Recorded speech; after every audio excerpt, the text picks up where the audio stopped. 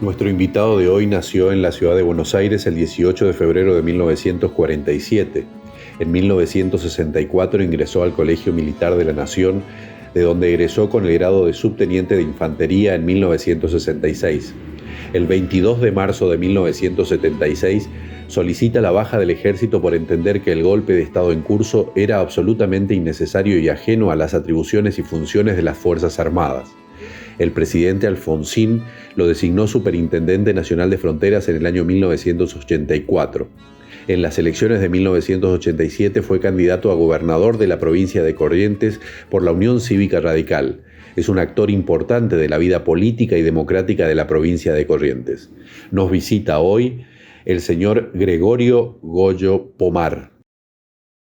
Bueno, Goyo, muchas gracias por aceptar esta invitación y por estar acá. No, por favor, a vos gracias. Bueno, antes de empezar a hablar un poquito de un recorrido que empieza hace mucho tiempo, el gesto que nosotros tenemos con todos nuestros entrevistados es preguntarle quién es, cómo se definiría. ¿Cómo se definiría usted? ¿Quién es Goyo Pomar? Ahora soy un jubilado que vive tranquilamente con su familia y con la vieja preocupación de siempre estar atento y siguiendo los episodios políticos, ¿no? Pero sinceramente eso. Un jubilado. Un jubilado. Está bien. Bueno, usted es hijo de Juan Manuel Pomar, pero es nieto de Gregorio Pomar, se llamaba como usted.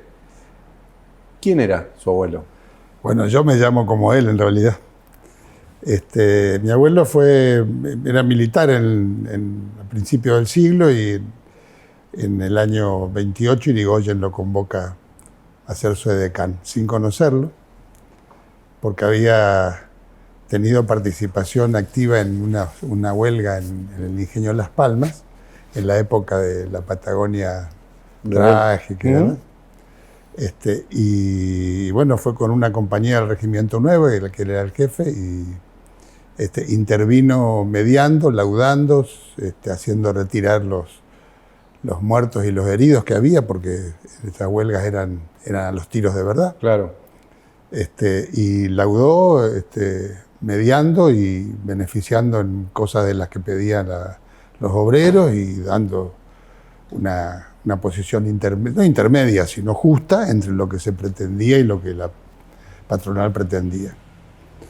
De modo que terminó el conflicto en ese momento sin más violencia. Cuando Irigoyen asumió, preguntó si estaba en actividad el capitán de Las Palmas, no sabía su nombre. Claro. Entonces lo convocó como su edecán. Y derrocado Irigoyen, no acepta permanecer en el puesto, diciéndole a Uriburu que él era leal al presidente de puesto. Entonces, obviamente, a partir de ahí empezaron a destinarlo en distintos lugares del país, como una forma de castigo, ¿no? Claro. Y en el año 31, año siguiente de la caída de Irigoyen, que fue el 6 de septiembre de 1930, subleva el Regimiento Nuevo de Infantería. No acompañan otras unidades que estaban comprometidas en todo el país también a esa sublevación, de modo que tienen que, después de estar 2 días en Corrientes, cuando vienen llegando las tropas que vienen a reprimir, que eran obviamente una enorme mayoría. Sí, digamos que se sublevan en defensa para reponer el orden constitucional. El orden institucional. Pidiendo, y están los bandos de ese momento y las proclamas y demás, donde piden trasladar el poder a la Corte Suprema de Justicia para que convoque elecciones, ni siquiera para reponerlo a Irigoyen, es decir, que tenía un fin más institucional que la lealtad a Irigoyen, ¿no? Que era absolutamente leal y fue irigoyenista toda su vida. De modo que, esto fracasa, cruzan al Paraguay en las balsas, y de ahí queda exiliado 12 años. En esos años intentan varias veces cruzar desde Uruguay y de Brasil.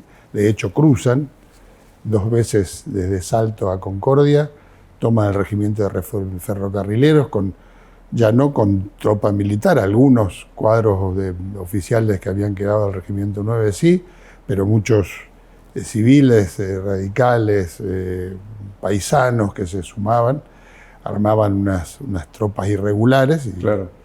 Y el último episodio fue en el año 33, cruzando de Uruguayana a Paso de los Libres, donde se producen episodios de enfrentamiento muy violentos.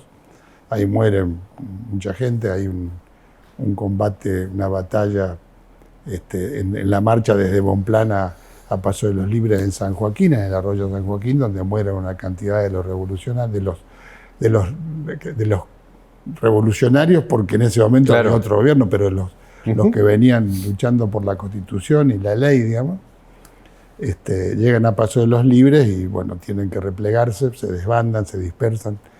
Jaureche estaba entre los que estaban en ese episodio. Bueno, digamos que de ahí viene, ¿no? O sea, si hacemos una síntesis feroz de todo lo que está diciendo, usted es nieto del edecán de un presidente, ¿no? Sí, y de un docente, Felipe Laureano Oliva, un docente sanmiartino, también radical, formoseño, pero radicado en Santa Fe, director de la Escuela Normal, que en esa época la Escuela Normal de Sarmiento eran las instituciones educacionales por excelencia, también con una formación democrática y muy firme en sus convicciones, de modo que sí tenía poca salida para... ¿Y su padre qué hizo? ¿Qué fue? Y papá era abogado, papá se recibió cuando mi abuelo tenía que exiliarse. Mi padre estaba en el colegio secundario, aquí en el Colegio Nacional.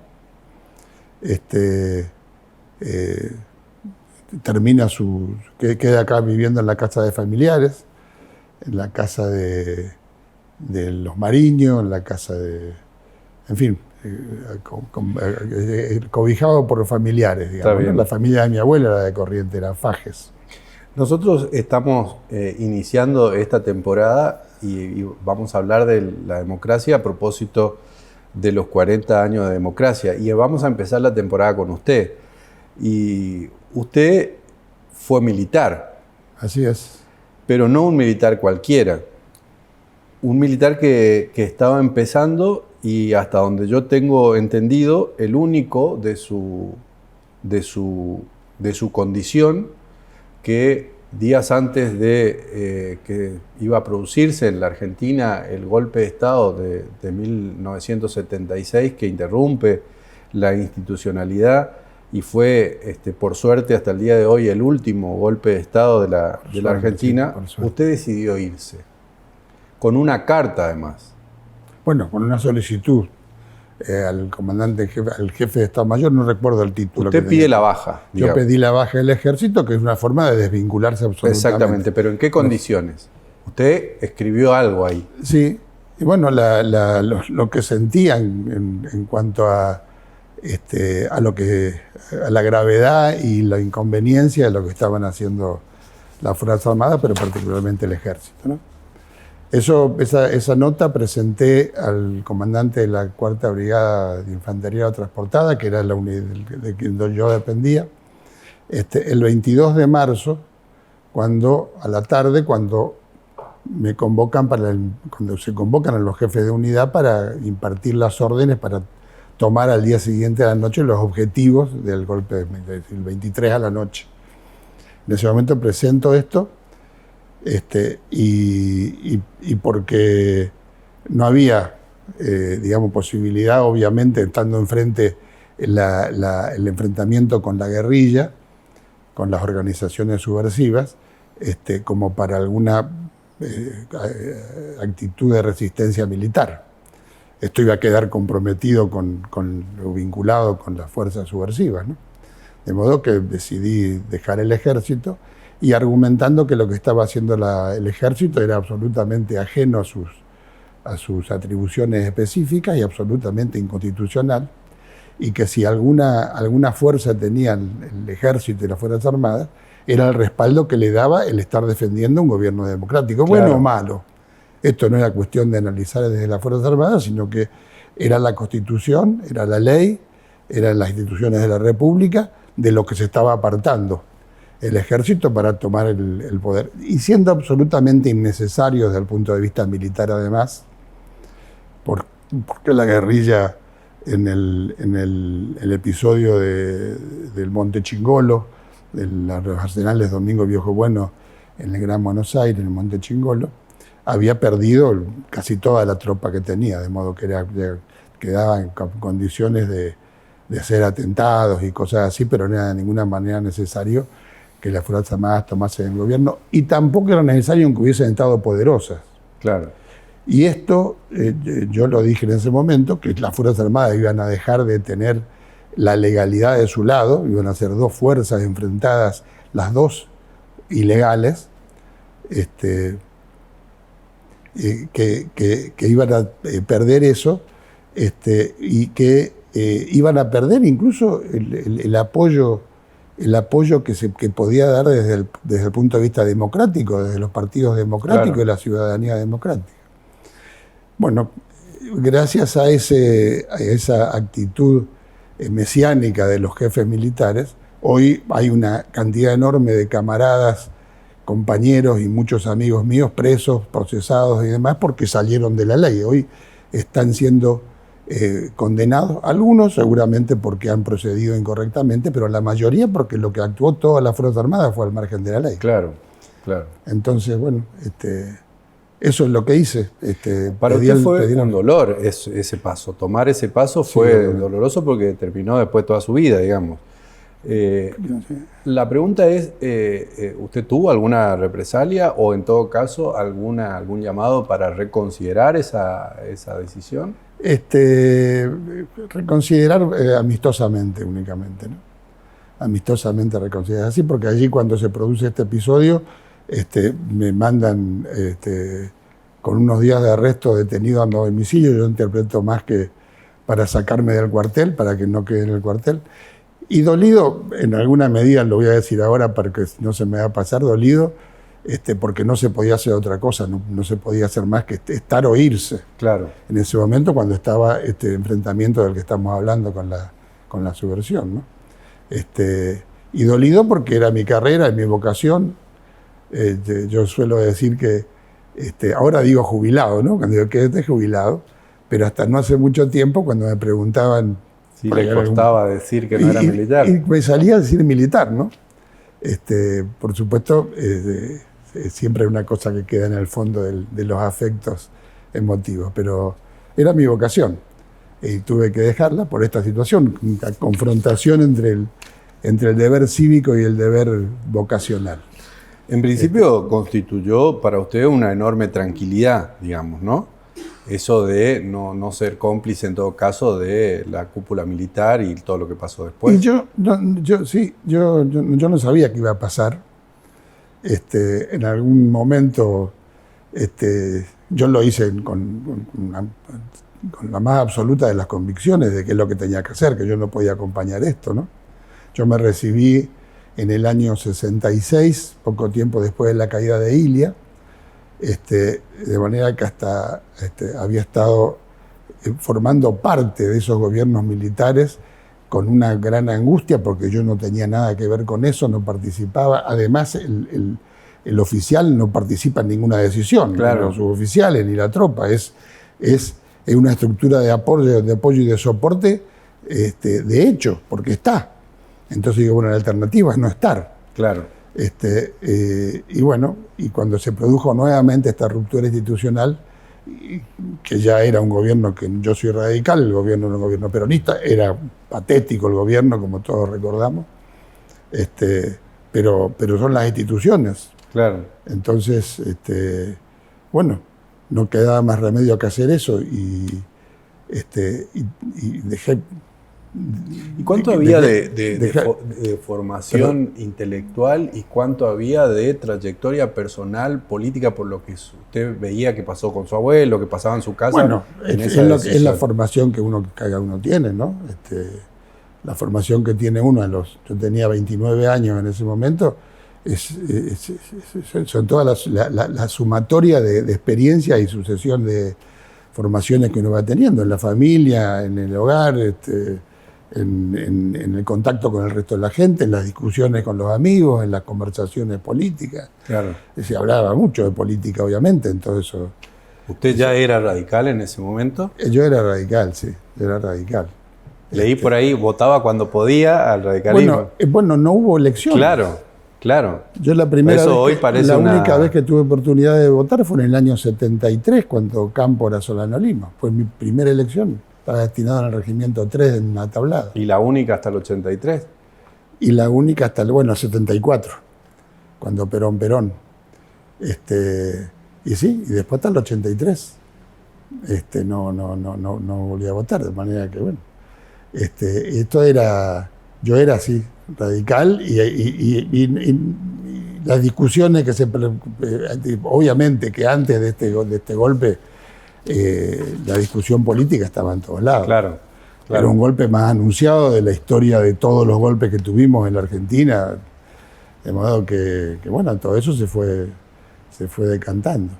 Y eso fue muy duro, pero fue muy duro no solamente desde el punto de vista emocional, sino después para parar la olla, ¿no? Claro. Para separar su vida. Yo estaba casado, tenía 3 hijas en ese momento, y después un hijo más tuve.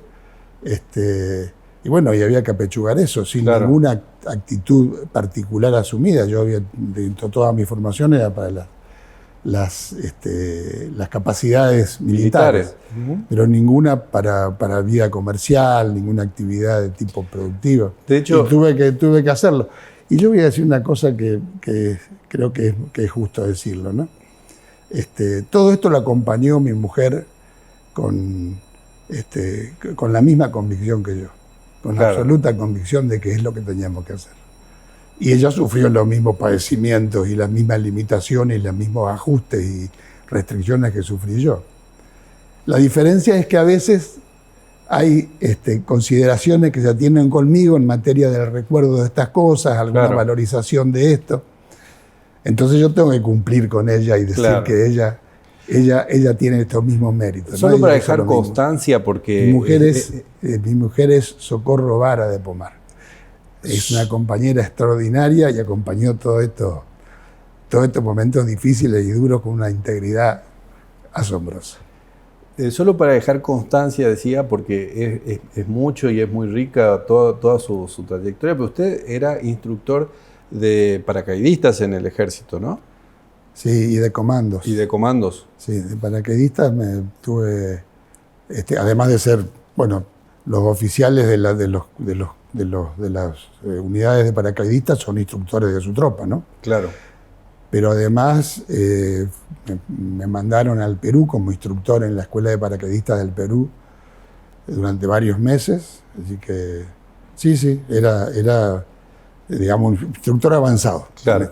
Y después, como bien dejó constancia también, y el recuerdo para su esposa y el reconocimiento por la lucha, hizo una cantidad de cosas para poder sobrevivir, para poder vivir. Pero acá nos interesa después la política de nuevo, ¿no? Y estamos cerca del 83, estamos en 1982. Usted es una figura que está muy asociada a la figura de Raúl Alfonsín, pero antes que hablemos un poco de ese tema, antes del 83 está el 82, está Malvinas. Y que nosotros desde acá y sin haber vivido tan de cerca, porque éramos chicos, Malvinas para nosotros es una de las llaves que abre la puerta de la democracia. ¿Qué fue para usted Malvinas? Y esto, lo que es para todos, ¿no? Lo que es para todos. Esas sensaciones ambivalentes o bivalentes, por lo menos que uno tiene, porque era obvio para los que tenían algún conocimiento, o teníamos algún conocimiento de las capacidades militares de lo que se estaba enfrentando. Yo le llamé por teléfono esa mañana a mi padre en Buenos Aires. Le digo, ¿cómo andás, viejo? Y me dice, y acá estamos enfrentándonos a la OTAN, pero aparte de eso, bien. Era claro. Evidente, por supuesto que la emoción de saber que había la bandera argentina flameando de Malvinas fue muy grande. pero sabíamos, no todos seguramente, había un entusiasmo, lo que pasa en todas las guerras, cuando se va a la guerra van todos entusiasmados y cuando se enfrenta a la realidad de la guerra, claro, se enfrenta a la realidad, que es patético, es atroz, las cosas más heroicas y las cosas más miserables se ven en una guerra. No quiero decir que acá había habido cosas miserables, pero es lo que pasa con el ser humano en cualquier conflicto de este tipo. Y además, Alfonsín, que ya era una referencia política para mí, a pesar de que en el partido todavía no era la figura principal, pero él toma esta posición que toma de estar en desacuerdo con el desembarco en Malvinas, de modo que había esta cosa dual. Claro. La emoción, la emotividad, el conocimiento de lo que significaba esto, un destino realmente más que incierto, y la posición política de la inconveniencia de ir a la guerra para un reclamo de soberanía en esas condiciones, ¿no? ¿Quién era Raúl Alfonsín? Y para usted sobre todo, ¿no? Yo siempre lo vi a Alfonsín desde el principio, desde esa época. No lo conocía personalmente, lo conocía papá. Papá tenía una relación muy fluida, militante radical desde la época de estudiante secundario aquí en Corrientes. Después lo echó Yente a la Universidad del Litoral por su militancia política antes de recibirse, terminó recibiéndose años después. Él era militante radical, sus amigos eran todos los que él fue funcionario del gobierno de Ilia, fue secretario de Comunicaciones, estuvo en el mismo gabinete que estuvo Blanco, Carranza, bueno, toda la gente que acompañó a Ilia. Tenía una relación muy estrecha con Ilia, siempre fue del movimiento de Renovación y Cambio desde su formación.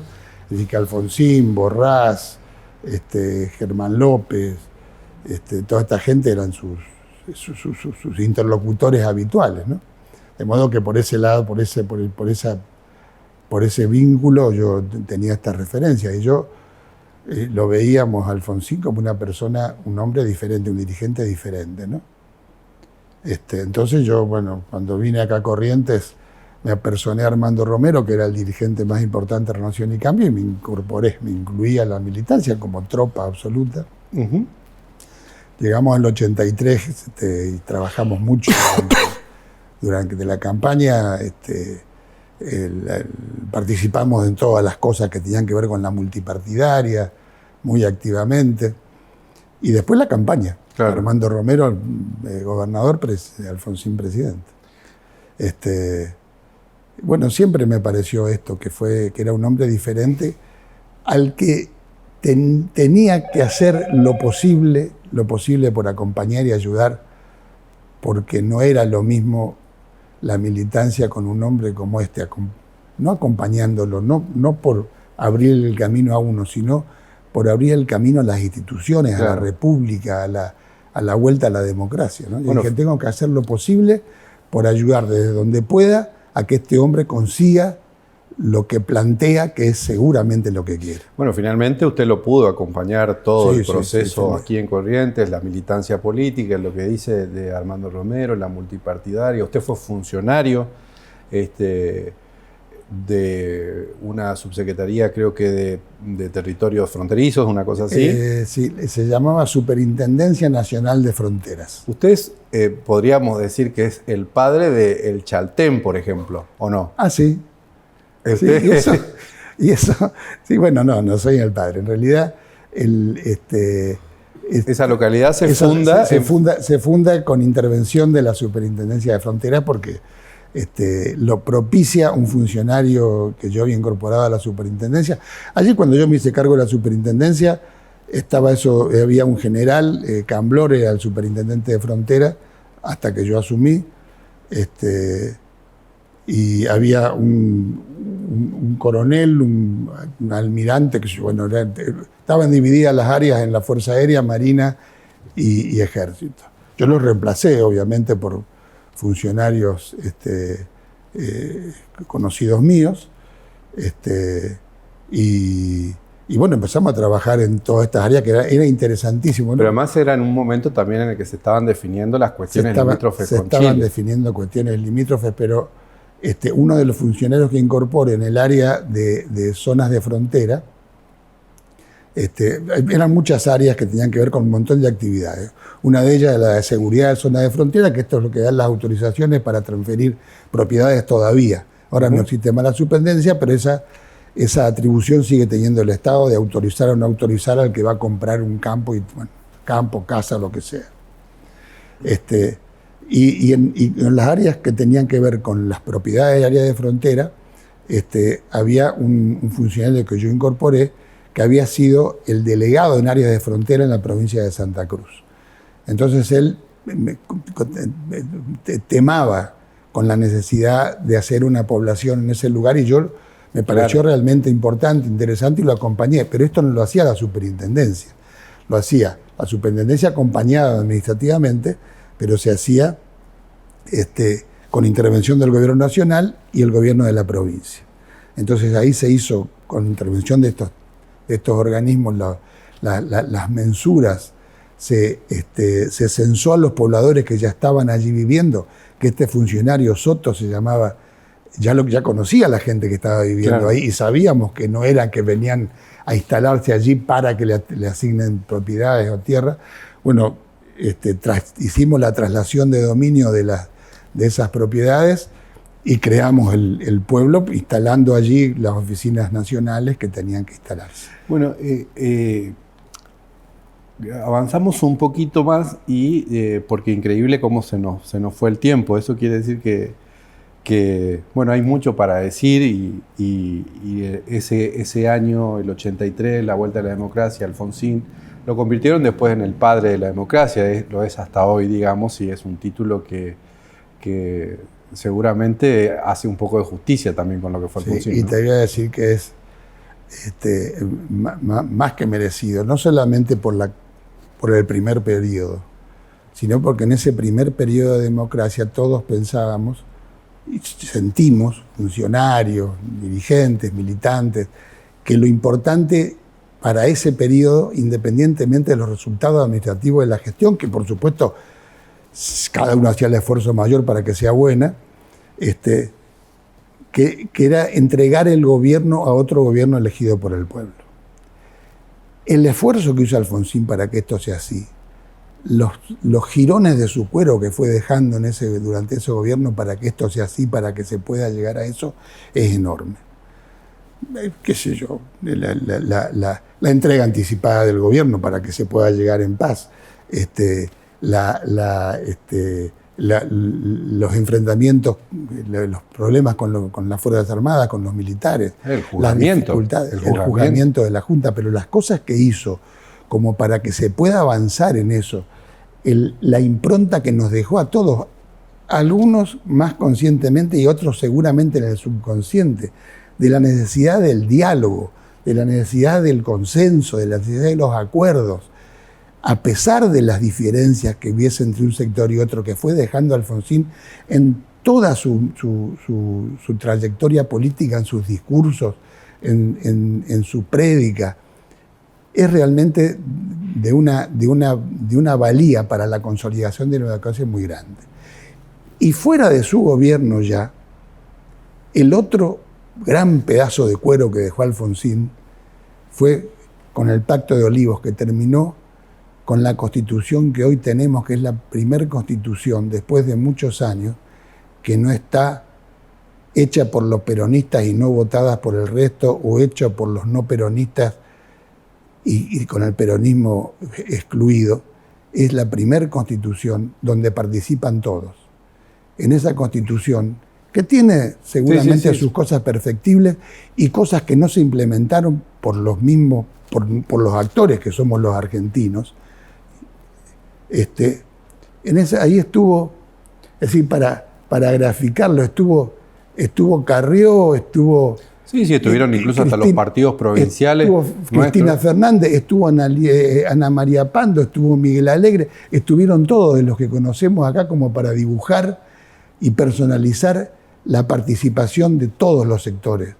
Qué sé yo, estuvo el hermano de Menem, Corach, todos estuvieron haciendo una constitución que tiene que perdurar y que tiene una cantidad de institutos e instituciones muy, muy necesarias para el desarrollo. Y algunas deudas también, como por ejemplo la coparticipación y eso. Pero eso lo dejó determinado. Exactamente. Porque te voy a decir ya no es un problema de los constituyentes. Permitime que te diga una cosa así no tengo algún minuto para decirlo.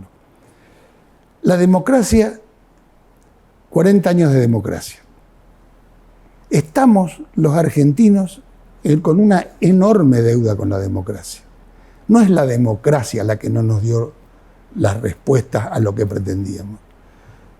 La democracia nos dio el ámbito de libertad, el ámbito de posibilidades para que cada uno desarrolle sus capacidades y sus potencialidades. Allí somos los argentinos los que no supimos aprovechar esto para que hoy estemos en mejores condiciones. Y todos los argentinos. Porque los funcionarios argentinos salen de lo que votamos los ciudadanos de a pie. Esto es toda una cadena de responsabilidades absolutamente vinculada.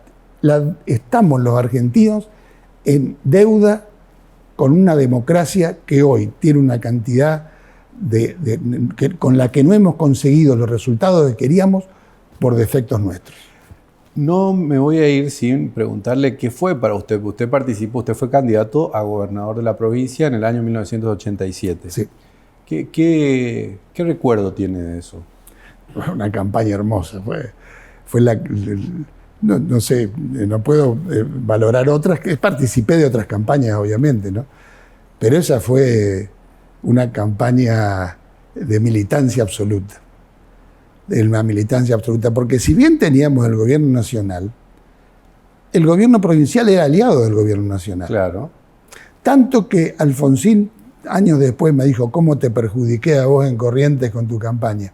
Y la verdad es que no es que me perjudicó, pero el gobierno de la provincia era el gobierno de la provincia, eran las instituciones que correspondía tener el vínculo con el gobierno nacional. Sí, Pocho Romero Félix reconoce mucho eso, el trato que recibió de Alfonsín. Pero obviamente, y seguramente Leconte también.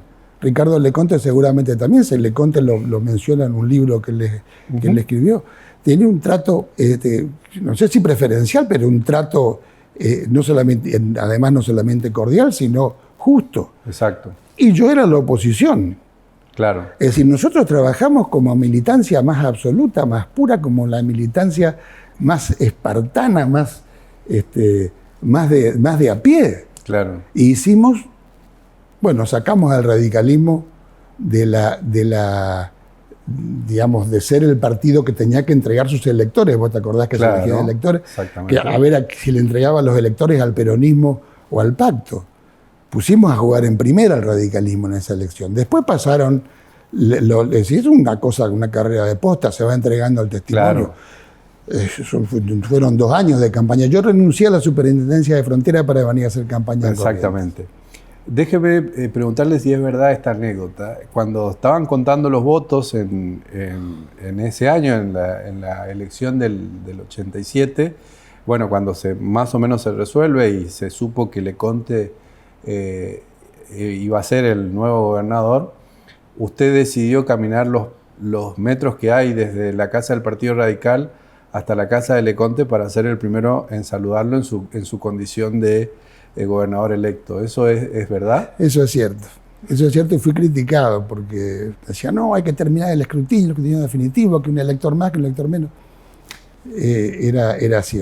Por lo tanto, usted se convirtió en la primera visita protocolar Yo no sé si la primera, yo no sé la verdad si la primera, pero cuando estuvo el resultado, cuando ya la cosa era clara, cuando la consideré irreversible, fui hasta la casa de Ricardo Leconte y lo saludé, efectivamente. Por último, Goyo, hace unos años,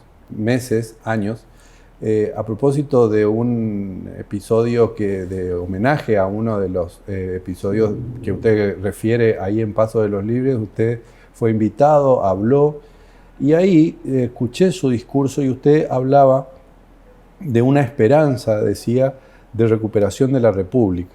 Entonces, la pregunta que yo le hago es: ¿por qué decía eso? Y en todo caso, ¿qué pasó con ese concepto? ¿Qué es lo que usted está viendo? Ya no con la democracia, sino con la república. Perdón, ¿de cuándo es eso? De hace un tiempo, yo creo que estaba empezando el gobierno de Macri. Estábamos en democracia. Sí, ya ahí saca muy yo no recuerdo, pero lo que sí sé es que nosotros tuvimos la república a un tris de perder las instituciones republicanas, no la democracia, no el sistema de elección, exactamente, no el sistema de votar periódicamente. La república necesita otras cosas, necesita muy claramente la división de poderes, por ejemplo, necesita la actividad fluida, permanente y vinculada con los otros poderes, con el Poder Ejecutivo, sobre todo del Congreso de la Nación. No es una escribanía, aunque haya mayorías de un lado y de otro, pero la discusión debe darse. El Congreso debe estar abierto a las ideas. Los partidos mayoritarios o no mayoritarios tienen que estar abiertos a la integración de las opiniones, de las ideas de otros partidos. El consenso. No es lo mismo una ley aprobada con el 50% más uno de los legisladores que una ley aprobada con el 70% o por unanimidad. Y eso se consigue con el Congreso abierto a la mente, con el Congreso abierto a la participación y a la recepción de opiniones diferentes a la mía. Seguramente me refería a eso porque es lo que siento siempre. ¿Aún hoy? Bueno, estamos todavía con un pie adentro y un pie afuera de la República, ¿no? No terminan de consolidarse las instituciones republicanas. Felizmente, nuestras instituciones tuvieron la fuerza como para evitar desviaciones mayores, pero estuvimos cerca. Muchas gracias, Goyo. Por favor. Ha sido un honor tenerlo acá con nosotros. Para mí un gran gusto. Esto fue el primer episodio de esta temporada de Eduardo Ledesma Pregunta, donde vamos a abordar estos temas relacionados con la democracia a propósito de los 40 años. Este y los demás episodios se pueden encontrar en los repositorios digitales eduardoyelmedioledesma.com del diario El Litoral y todas las semanas se pueden ver por este canal. Muchísimas gracias y hasta la próxima.